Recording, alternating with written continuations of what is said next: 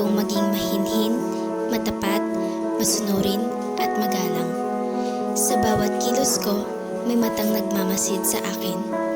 Ngunit sa kabila ng lahat, may lihim na pagmamahal ako kay Crisostomo Ibarra. Mahal ko si Ibarra.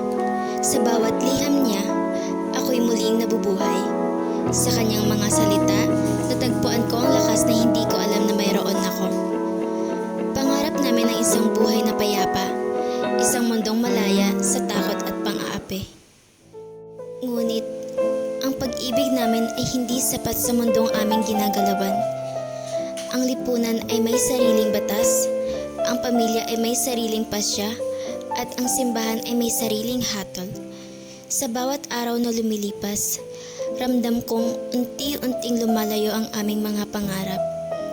Tuwing iniisip ko ang aming hinaharap, ang aking dibdib ay napupuno ng pangamba.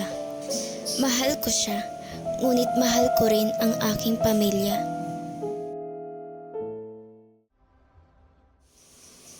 Dumating ang sandaling kailangan kong pumili. Hindi sa pagitan ng tama at mali, kundi sa pagitan ng puso at tungkulin. Pinili kong sumunod sa utos ng aking pamilya at simbahan. Pinili kong magsakripisyo ng aking kaligayahan para sa karangalan at pananampalataya. Kahit ang puso ko'y nagluluksa, nananatili akong matatag at tapat.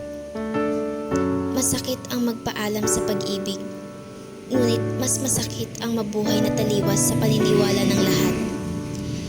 Kaya't pinili kong manahimik, magtiis at magtiwala sa Diyos, kahit ang puso ko'y patuloy na nagdurusa.